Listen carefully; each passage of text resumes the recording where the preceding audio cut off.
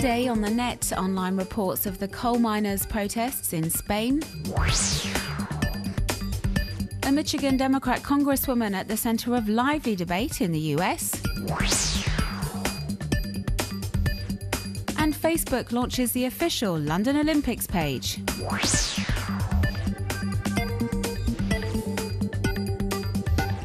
Barricades of tyres, mattresses and bins, and protesters armed with homemade rocket launchers ready to attack the police. Miners from northern Spain, like here in the village of Sinara, have been on strike for several weeks now in protest of government plans to slash subsidies to the coal sector by 63%. Protesters say this budget cut will put the region's economy into jeopardy and tens of thousands of jobs are under threat. The conflict is gradually descending into violence. Clashes are erupting on a regular basis between anti-riot police and strikers who are blocking rail and road traffic to voice their outrage. Protesters are backed by residents from across the region. A general strike was organised in the town of Langreo on Monday to show solidarity with miners.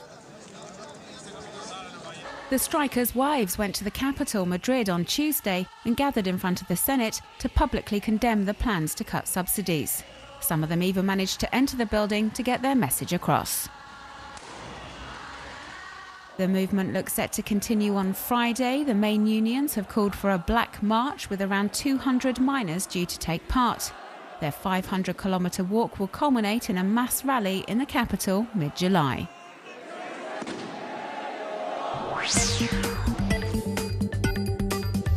I have not asked you to adopt and adhere to my religious beliefs. Why are you asking me to adopt yours? And finally, Mr. Speaker, I'm flattered that you're all so interested in my vagina, but no means no. This was part of the speech delivered by Michigan Democrat Congresswoman Lisa Brown last week as she was speaking out against a proposed anti-abortion bill in this state that lies in the Great Lakes region. Her choice of words has sparked lively debate in the US. Shocked by her use of the word vagina, some members of the House of Representatives, most of them male Republicans, have since banned Lisa Brown from taking the floor. The Democrat representative feels these measures are unacceptable and has openly slammed her male colleagues' attitude.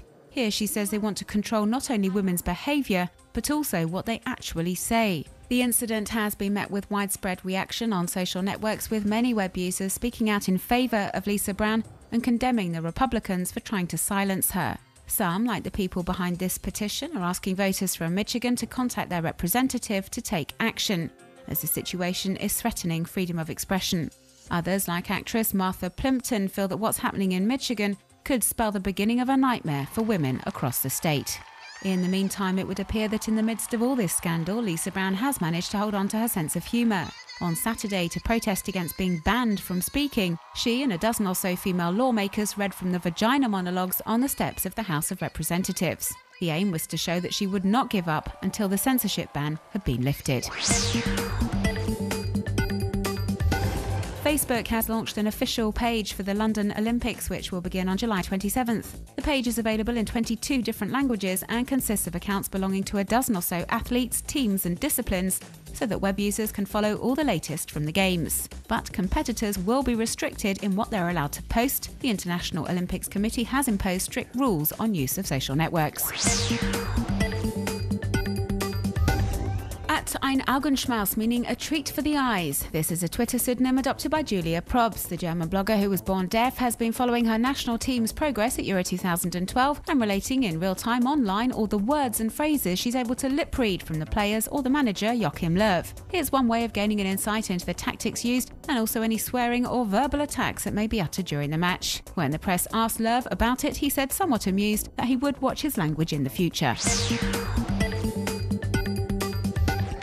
McDonald's has decided to play the transparency card in this viral video recently released online.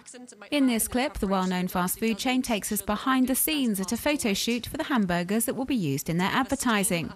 It helps us understand just why the burger we order rarely looks the same as it does in the pictures. All the ingredients that are normally hidden under the bun, and we pulled them to the foreground so that you can see.